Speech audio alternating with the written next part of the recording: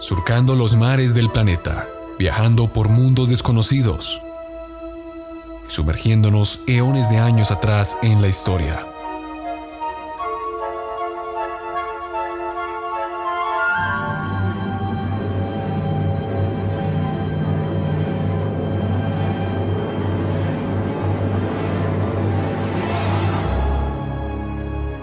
Bienvenido, estás a bordo del Nostromo.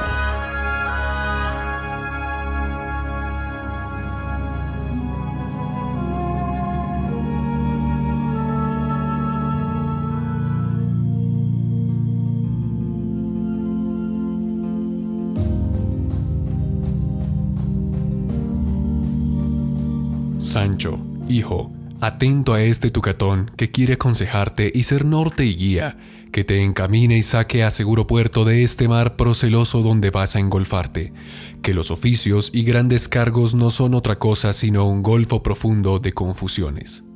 Primeramente has de temer a Dios, porque en el temerle está la sabiduría, y siendo sabio no podrás errar en nada. Lo segundo es que has de poner los ojos en quién eres, procurando conocerte a ti mismo, que es el más difícil conocimiento que pueda imaginarse. Del conocerte saldrá el no hincharte, como la rana que quiso igualarse al buey. Haz gala, Sancho, de la humildad de tu linaje, y no te desprecies de decir que vienes de labradores, y presíate más de ser humilde, virtuoso, que pecador soberbio. Innumerables son aquellos que de baja estirpe nacidos han subido a la suma dignidad, y de esta verdad te pudiera traer tantos ejemplos que te cansarían. Mira, Sancho, si tomas por medio a la virtud y te precias de hacer hechos virtuosos, no hay para qué tener envidia de príncipes y señores, porque la sangre se hereda, pero la virtud vale por sí sola lo que la sangre no vale. Hallen en ti más compasión las lágrimas del pobre, pero no jamás que las informaciones del rico. Procura descubrir la verdad por entre las promesas y dádivas del rico, como por entre los sollozos e importunidades del pobre. Si acaso doblares la vara de la injusticia, no sea con el peso de la dádiva, sino el de la misericordia. Cuando te sucediere juzgar algún pleito de algún enemigo tuyo, aparta las mientes de la injuria y ponlas en la verdad del caso. No te ciegue la pasión propia en la causa ajena, que los yerros que en ellas hicieres, las más de las veces serán sin remedio, y si las tuvieren, será a costa de tu crédito y aún de tu hacienda. Al que has de castigar con obras, no trates mal con palabras, pues le basta al desdichado la pena del suplicio, sin la añadidura de las malas razones. Al culpado que cayere debajo de tu jurisdicción, considérale hombre miserable, sujeto a las condiciones de la depravada naturaleza nuestra. Y en todo cuanto fuere de tu parte, sin hacer agravio a la contraria, muéstrate piadoso y clemente, porque, aunque los tributos de Dios todos son iguales, más resplandece y campanea, a nuestro ver, el de la misericordia que el de la justicia. Si estos preceptos y estas reglas sigues, Sancho, serán lenguos tus días, tu fama será eterna, tus premios colmados, tu felicidad indecible. Harás tus hijos como quisieras, títulos tendrán ellos y tus nietos, vivirán en paz y en beneplácito de las gentes, y en los últimos pasos de la vida te alcanzará el de la muerte en la vejez más suave y madura, y cerrarán tus ojos las tiernas y delicadas manos de tus terceros netezuelos. Este es un fragmento del ingenioso hidalgo Don Quijote de la Mancha, escrito por el manco de Lepanto Miguel de Cervantes en 1605. Aquí, el Quijote le da a Sancho Panza, su fiel escudero, instrucciones para gobernar la ínsula que supuestamente él le iba a dar. ¿Cómo le hace falta a nuestros dirigentes leer al Quijote? Y aunque esto está escrito para nuestros dirigentes, para nuestros políticos y reyes, también aplica para todos nosotros. Nos hace falta tanta sabiduría, amor, compasión y misericordia para con los demás. Y en estos días extraños, en estos días convulsos que están corriendo, necesitamos de la compasión y de la misericordia con otros. No son necesarios, no, son obligatorios. Es menester amar a los demás y cuidar de ellos. ¿Y saben qué es lo más curioso? Que en esta dispareja relación de Sancho Panza y Don Quijote, era el hidalgo al que le faltaba un tornillo. Quizás debamos empezar a escuchar atentamente a todos, porque de estas sabias palabras que escuchamos, que están llenas de razón y sabiduría, salieron de nadie más y nada menos que un hombre que luchaba contra los molinos de viento. Saludos tripulantes, bienvenidos a bordo del Nostromo. Yo soy Juan Manuel Correa, periodista y aficionado a la historia que los llevará en un viaje a través del tiempo y el espacio, en búsqueda de las historias más interesantes, más curiosas y más intrigantes que la historia de la humanidad nos tiene para ofrecer. Comencemos.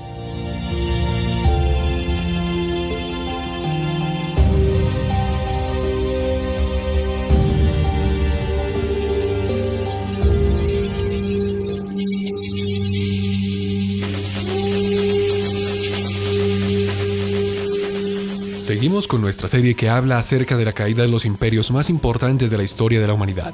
Hasta ahora hemos dado un vistazo por Europa, Asia y África. Pero hoy nos vamos a cruzar el charco. Nos adentraremos en las selvas, en las planicies y montañas del nuevo continente. El 12 de octubre de 1492, el gran explorador español Cristóbal Colón, en busca de una ruta alternativa para llegar a Asia, se topó con un continente extraño. Una tierra desconocida hasta el momento, en las cuales las personas eran de piel color canela, un lugar lleno de riquezas inimaginables, repleto de oro, plata y piedras preciosas, una flora y fauna que los europeos hasta el día de entonces no conocían. Los saberes milenarios de estos pueblos nativos eran una gran sorpresa para el hombre blanco europeo. Entre estos habían navegantes, grandes astrónomos, matemáticos, arquitectos, guerreros, estadistas y líderes que eran considerados hijos de los dioses. Es tanta la magnitud y diversidad de pueblos indígenas que se asentaron en América que sería imposible contenerlos a todos en un mismo programa.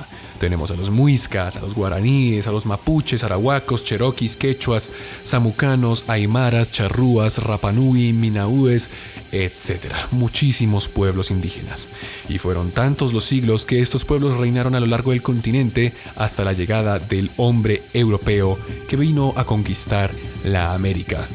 Cada uno con sus tradiciones, creencias, modelos económicos, artísticos y políticos, una diversidad cultural enorme entre estos pueblos indígenas. Todos repletos de saberes ancestrales que hasta el día de hoy se han perdido, porque el paso de los años los ha empezado a sepultar. La diversidad cultural en América es tan grande, tan extensa, como lo que podemos ver hoy en día, ya que podemos ver tanta cultura, tantas etnias que se extienden a lo largo del continente. Y nos podríamos quedar horas hablando de todas ellas, pero hoy nos vamos a limitar a hablar de tres en específico. Estas tres culturas fueron las que pudieron establecer un modelo imperial sólido y consolidado a lo largo de los siglos. Sus territorios fueron enormes y por mucho tiempo se creyeron como los elegidos de los dioses para gobernar la tierra que se les había dado. Llegaron al continente muchos años atrás por el estrecho de Bering, por allá arriba, que se había congelado en ese entonces.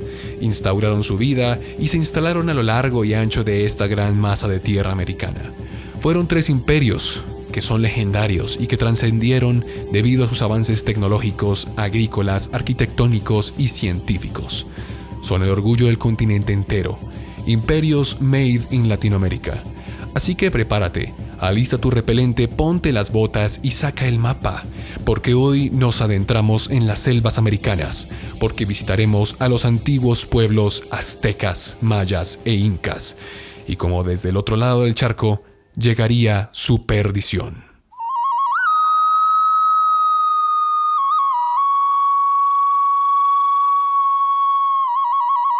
Empezamos nuestro viaje en la antigua Mesoamérica, donde habitaron varios pueblos milenarios, como los olmecas y los zapotecas.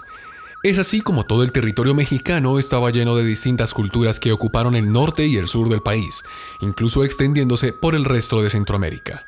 Durante la primera parte del milenio de nuestra era, estos pueblos fueron desapareciendo paulatinamente o movilizándose a otras regiones. Hoy en día sigue siendo un misterio de por qué sucedieron estos cambios. Algunos dicen que fueron desastres naturales, otros que fue una peste, y hay quienes optan por una balcanización de estos pueblos, es decir, que se mataron entre ellos por sus distintas creencias y culturas. De ahí viene el término, de la Guerra de los Balcanes que se dio a finales del siglo pasado, donde eran tan distintas las culturas, las creencias, las religiones, que empezaron a aflorar y empezaron a combatir entre ellos. Pero bueno, eso es otro tema para otro podcast. De todas estas movilizaciones, los habitantes de un lugar llamado Aztlán en el norte de México fueron ordenados por su dios guía, Huitzilopochtli. Sí, es un nombre bastante complicado, pero es Huitzilopochtli, para que abandonaran estas tierras y comenzaran a peregrinar hasta encontrar la señal que el dios les había prometido. Esta señal era un águila posada sobre un nopal con una serpiente en la boca. Esas eran las condiciones que se tenían que dar para que ese fuera el lugar de la tierra prometida que les había prometido a los de Aztlán el dios Huitzilopochtli. Entonces esa imagen sería el indicador de que habían llegado al sitio donde habían de fundar una nueva ciudad y un imperio como ninguno lo había conocido hasta el momento. Este pueblo eran los aztecas, de ahí vienen aztecas que vienen de Aztlán, y caminaron errantes durante casi 200 años hasta que llegaron a un lugar llamado el lago Texcoco, donde hoy está puesta la Ciudad de México. Fue allí cuando los líderes de este pueblo nómada encontraron tan ansiada señal, el águila con una serpiente en su boca posada en un nopal, en un cactus. Allí, en una de las islas que estaban en medio del inmenso lago, fundaron la legendaria ciudad Tenochtitlán. Una ciudad inmensa que sería como una especie de Venecia, pero en Centroamérica. Tan maravillosa era y tan impresionante que cuando los conquistadores españoles la descubrieron, quedaron estupefactos, sorprendidos, ya que no se esperaban encontrar una ciudad tan semejante y con un talante tan grande que encima de todo había sido construida en nada más y nada menos que una isla sobre el agua. Entonces esta cultura se asentó allí por muchos años hasta que fueron dominados por un pueblo vecino, los tepanecas. Durante muchos años los aztecas vivieron bajo su dominio, pero entonces, cansados de la tiranía de los tepanecas, ellos, los aztecas, junto con otros pueblos vecinos conocidos como Tlacopan y Texcoco, formaron lo que se llamaría la Triple Alianza, y fue este bloque que venció de una vez por todas y expulsó del territorio del lago Texcoco a los tepanecas. Luego de que se acabara la guerra, esta alianza constituyó los primeros pueblos mexicas y, asimismo, empezaría su amplia expansión por todo el territorio, por todo México prácticamente. Así se formaría el imperio azteca, que extendería sus dominios desde el Golfo de México hasta el Mar Pacífico, casi que en el norte de México. A medida que avanzaban conquistando a los distintos pueblos, les imponían que pagasen tributo, construyesen lugares para el sacrificio de sus dioses y entregaran sus riquezas. Todo esto a cambio de protección y de ser agregados al complejo sistema mercantil dentro del imperio azteca. Asimismo, también les obligaban a adoptar el náhuatl, que es el idioma oficial, un idioma que aún se sigue hablando en algunas partes y regiones de Centroamérica, y en el cual están basados gran parte de los distintos nombres que tienen algunas ciudades de México y otras regiones de Centroamérica hoy en día. El origen oficial del Imperio Azteca se da con la construcción de su metrópoli, Tenochtitlán, en 1321. Esto daría el bombo de inicio a lo que sería un siglo de prosperidad y continuas conquistas a lo largo de la región centroamericana, ya que si algo destacaba a los aztecas era que estos eran un pueblo guerrero y feroz en batalla. Sin embargo, ni ellos mismos estaban preparados para lo que se les avecinaba desde el otro lado del mundo, porque luego del descubrimiento de Colón en 1492 solo vendría desgracia y fragmentación del imperio que sufrió de primera mano la crueldad de la conquista. Hay que entender que cuando los españoles llegaron a América, los pueblos precolombinos, no solo los aztecas, los tomaron como si estos fuesen unos dioses. Y luego de 100 años de arduas batallas y persecuciones a las distintas poblaciones aztecas, en 1520 el gran emperador Moctezuma sería apedreado por su propio pueblo por haberse aliado con los españoles. Fue así como esta generación azteca perdería el pulso contra el gran conquistador español de Centroamérica, quien sería conocido como Hernán Cortés. El golpe de la muerte de Moctezuma no dejó bien parado el imperio, que vería con preocupación el avance incesante de los españoles por sus territorios. Por lo tanto, se le dio la tarea de suceder al gran emperador Moctezuma a uno de sus hermanos, que sería conocido como Cuitláhuac, el cual moriría un poco después a causa de la viruela. Pero entonces después se le relegaría el poder a uno de sus primos, a uno de los primos de Moctezuma, el cual fue conocido como Cuauhtémoc. Y aunque este nuevo gobernante se mostró valiente al enfrentarse a los españoles, terminaría sucumbiendo, ya que fue apresado en la laguna de Texcoco cuando intentaba escapar en una canoa.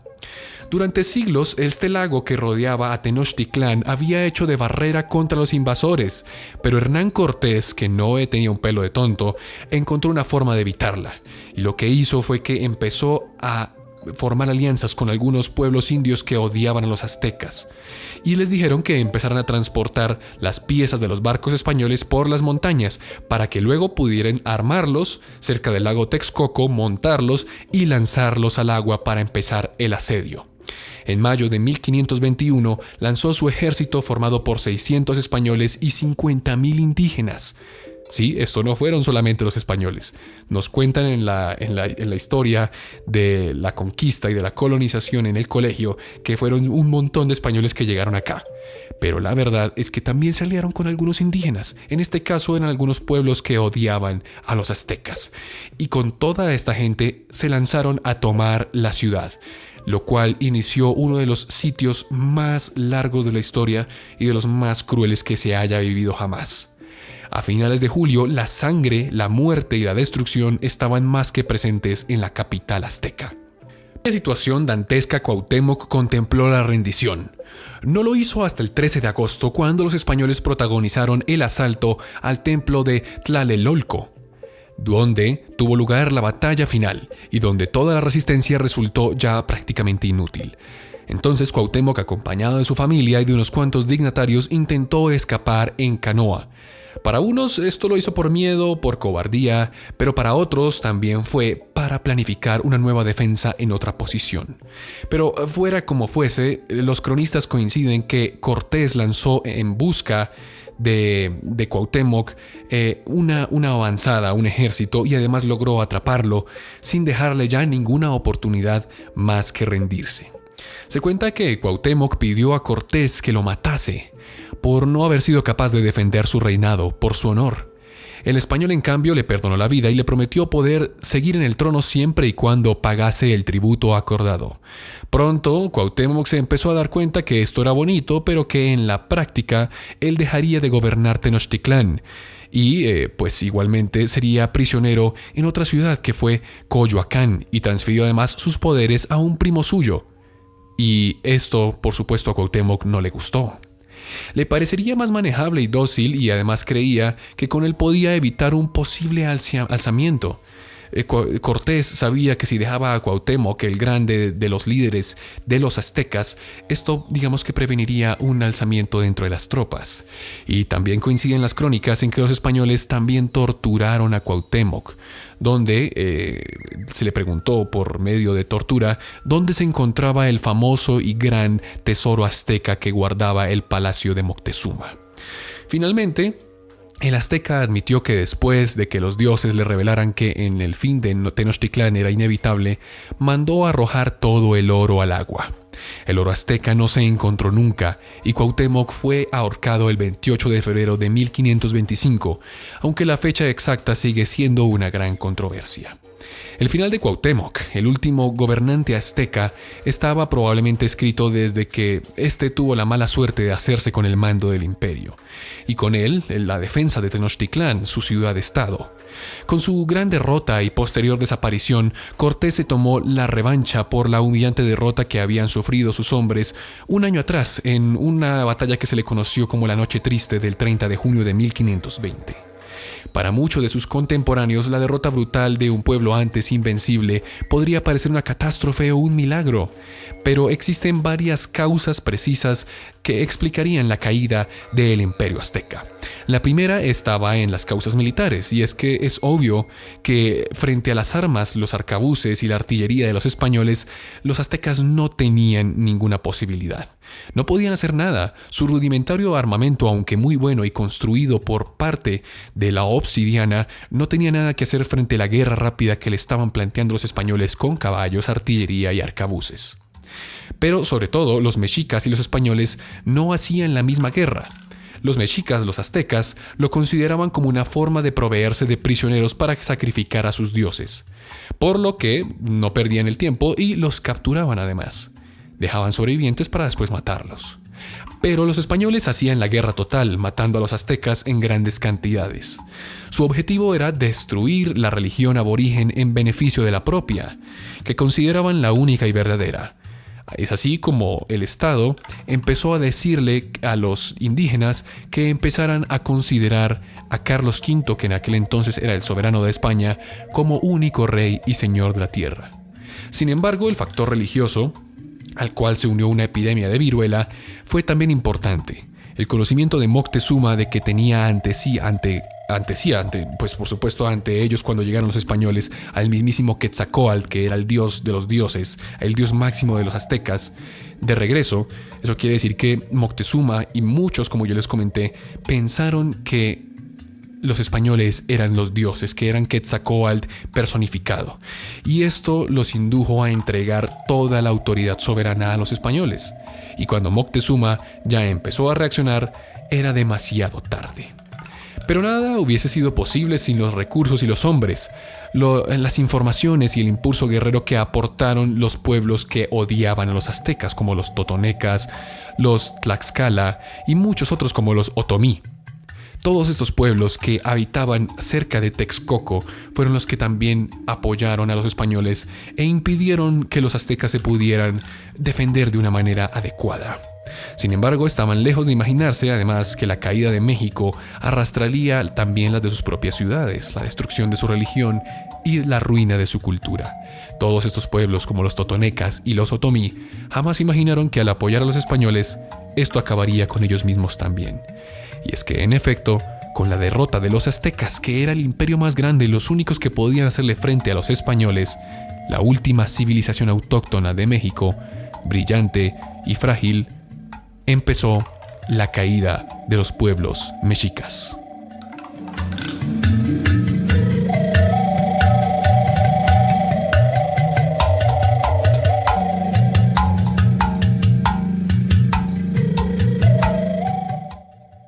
Ahora vamos a hablar de una civilización vecina de los aztecas, y en este caso es especial porque a diferencia de otros imperios anteriormente vistos en esta serie, las causas por las cuales cayó el gran imperio maya aún siguen siendo un misterio.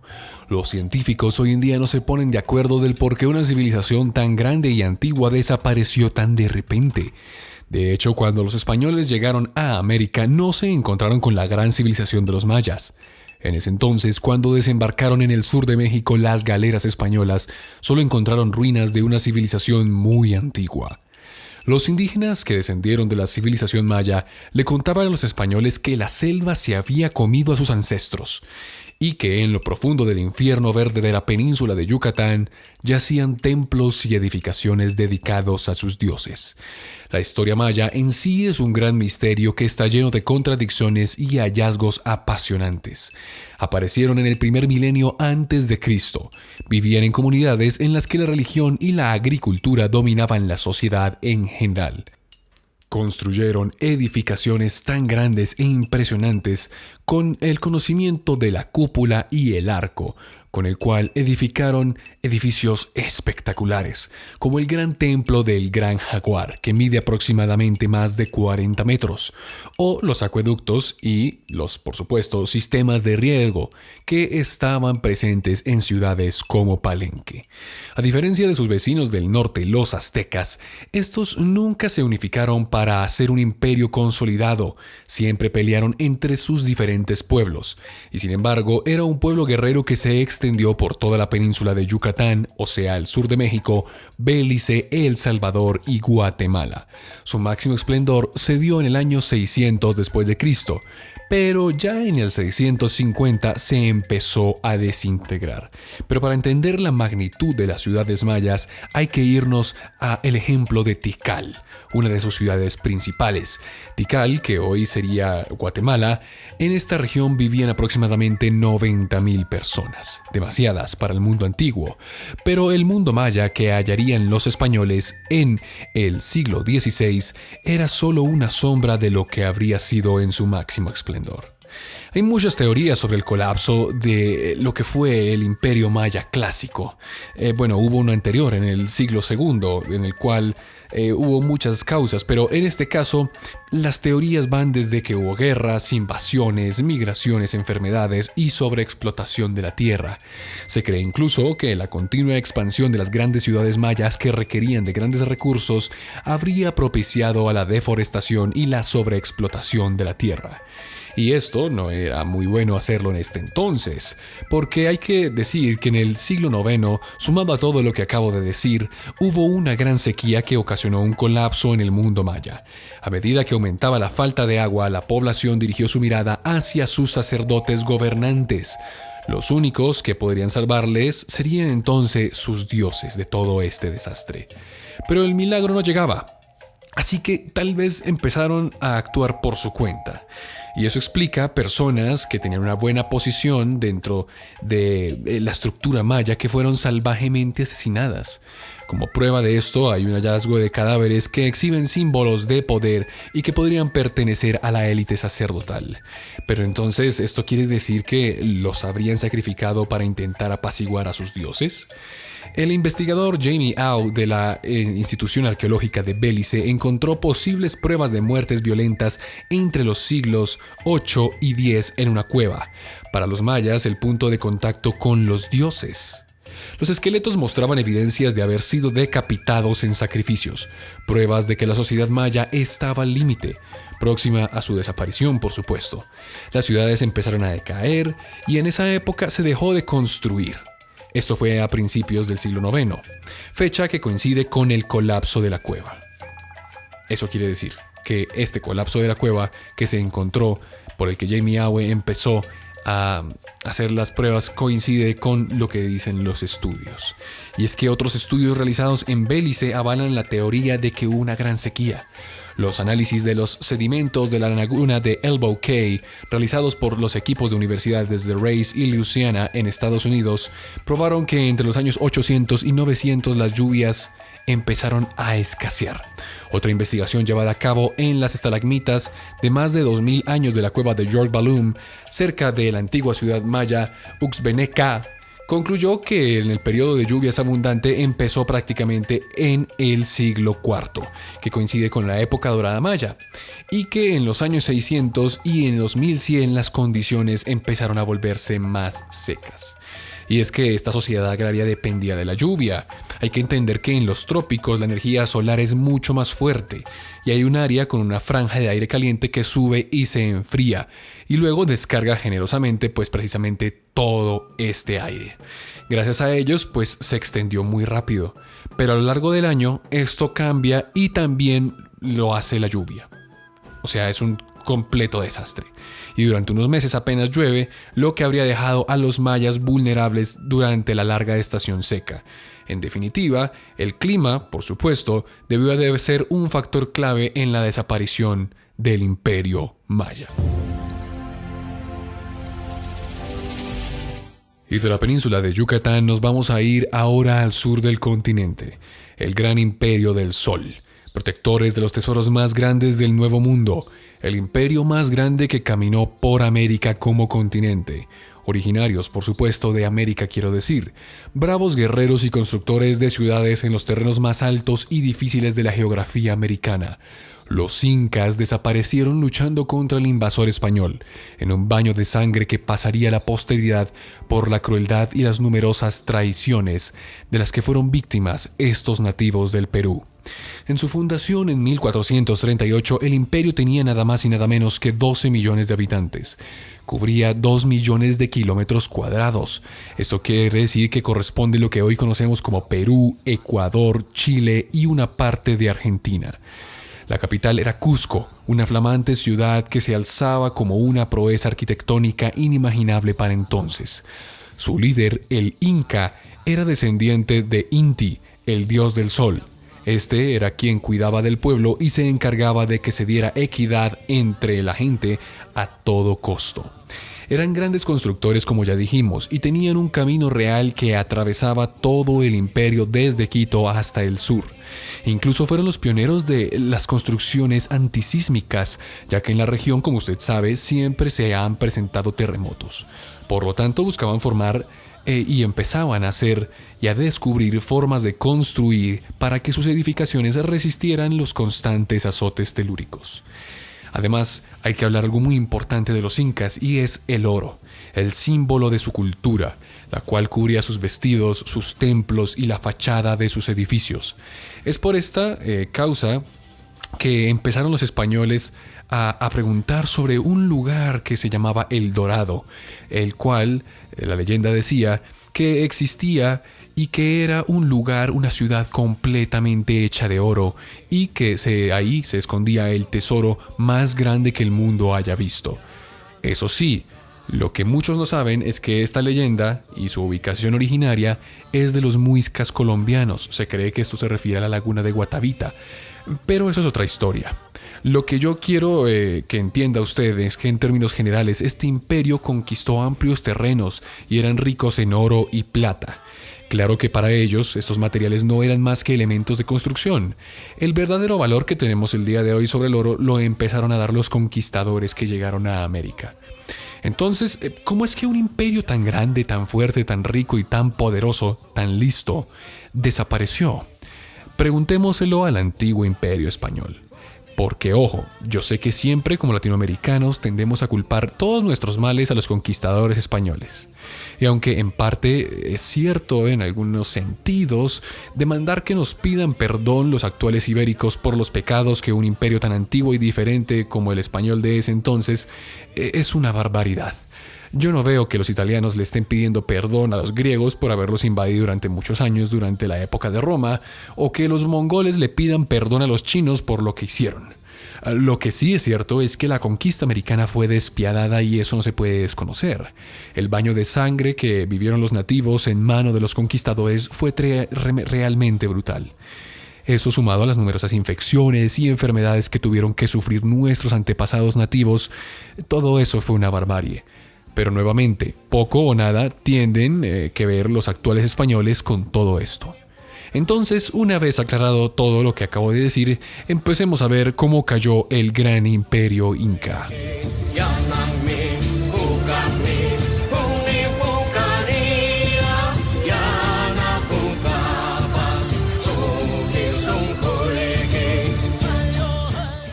Entonces, el 15 de noviembre de 1532, Francisco Pizarro, el conquistador del sur de América. Hay que recordar que al norte estaba Cortés y al sur Pizarro. Y este señor entraba las tropas españolas a Cajamarca, una de las principales ciudades incas, la cual se encontraba ya para entonces casi desierta. Su objetivo era someter a un poderoso imperio de millones de personas con apenas 2 centenares de hombres, aproximadamente 106 infantes y 62 jinetes, aunque luego se le unirían muchos más hombres. Lo más importante era no subestimar a su rival, ya que el rival de Pizarro era el gran inca Atahualpa, que había ganado el trono tras haber vencido a una atroz guerra civil contra su hermano Huáscar. Atahualpa estaba en aquel momento en la cima de su poder y comandaba un ejército muy numeroso y curtido en batalla, pero este gran inca cometería un grave error que muchos cometieron también durante la conquista. Había accedido a encontrarse con los españoles al día siguiente en Cajamarca, y Pizarro estaba convencido de que su propósito era eliminarlo a él y a sus soldados, pero la verdad es que el inca pensaba dirigirse en términos pacíficos, no en una batalla. Había averiguado que los españoles no eran dioses, como lo sospechó desde un principio. Pero si su pueblo seguía creyéndolo y veía a los recién llegados como dioses, entonces habría terror y admiración. Si achicaban ante su poder, pues también podría pasar esto. Así que lo que él quería era hablar con los españoles y tratarlos de tú a tú. Pero entonces el 16 de noviembre Atahualpa entró en Cajamarca sobre unas imponentes andas adornadas con plumas, oro y plata sostenidas por sus porteadores. No podía imaginar la tragedia que estaba a punto de desencadenarse. ¿Por qué? Bueno, los españoles le habían preparado una encerrona a Atahualpa. Pizarro había dividido a sus hombres en 3 grupos y el artillero Pedro de Canadía había colocado 4 falconetes en el Templo del Sol, donde tenía el campo libre para disparar sobre la plaza cuando Atahualpa se encontrara allí. Bien escondidos, los de Pizarro vieron avanzar a la impresionante comitiva inca pacientemente, esperando el momento cuando los incas estuvieron ya repartidos en la plaza. Fue ahí que entonces Atahualpa empezó a preguntar por dónde estaban los demás hombres, y bueno, Pizarro realmente no le respondió. Pero entonces en ese momento Pizarro le ordena, y esto es muy importante lo que va a pasar porque es muy simbólico y póngale mucho cuidado, es que Pizarro le ordena a su sacerdote hablar con Atahualpa. Y es que antes de recurrir a la violencia, los conquistadores estaban obligados de intentar convertir a los nativos. Así Vicente de Valverde, quien era el sacerdote, con el crucifijo en una mano y la Biblia en otra, intentó persuadir a Atahualpa para que reconociera a Dios como el único Señor y al emperador Carlos V como el único soberano.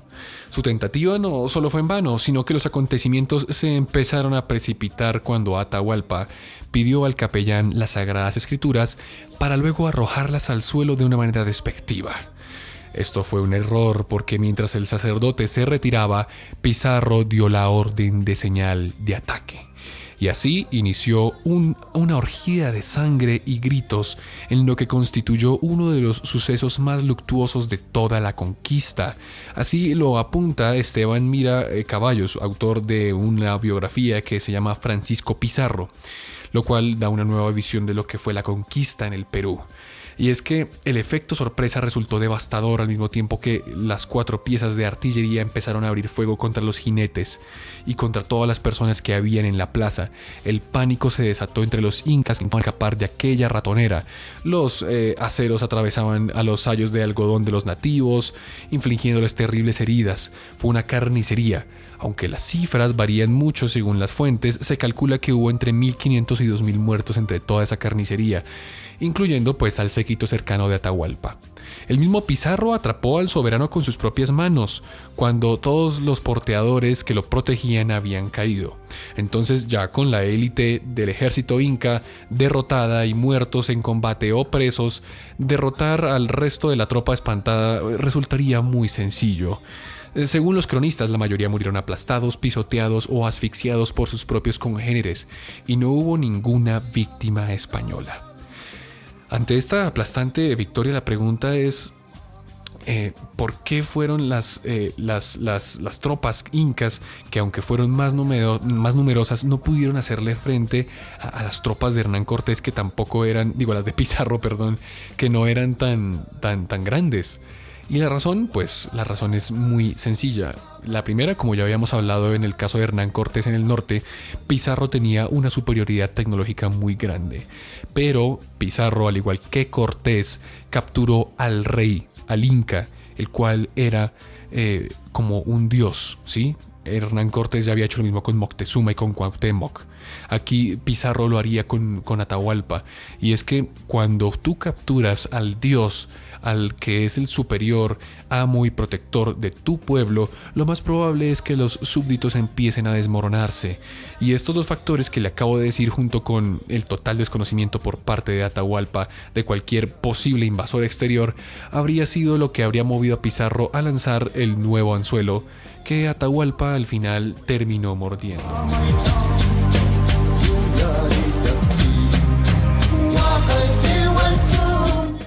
Tras unos meses prisioneros en su palacio, Atahualpa ofreció a Pizarro llevar una estancia de oro y plata a cambio de su libertad. De nada le sirvió pagar un rescate, ya que fueron más de 6 toneladas de oro y 11 de plata, porque igual terminaría procesado y condenado a morir en la hoguera, acusado de idolatría, rebeldía y de reunir un ejército secreto para liberarlo y eliminar a sus captores. Para evitar la hoguera, aceptó ser bautizado, pero el 26 de julio de 1533, el renombrado Francisco de Atahualpa murió por garrote. La ejecución del líder americano, que recibió numerosas críticas por parte española, significó el definitivo hundimiento del gran imperio inca. Así concluimos nuestro recuento por América durante el día de hoy. En el próximo episodio pararemos un momento con esta serie de la caída de los grandes imperios, ya que es nuestro 10º episodio y tenemos una sorpresa muy especial y queremos que nos acompañen para poder compartirla con ustedes.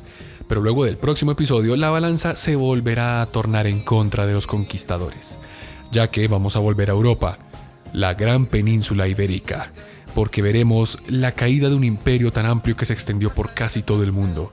Los conquistadores empezarían a ser vencidos y la división de los reinos traería el fin del gran imperio español.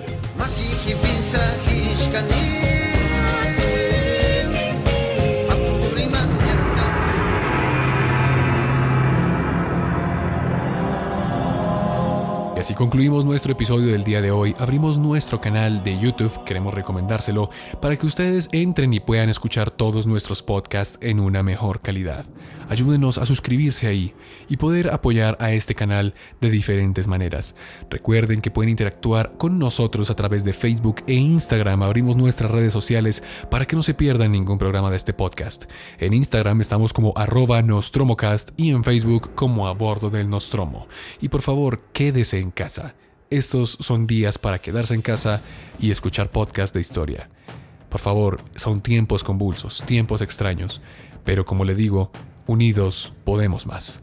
Denle like y compartan, comenten qué les ha parecido el episodio del día de hoy y nos encontramos la próxima semana en esta misma cita, aquí, a bordo del Nostromo.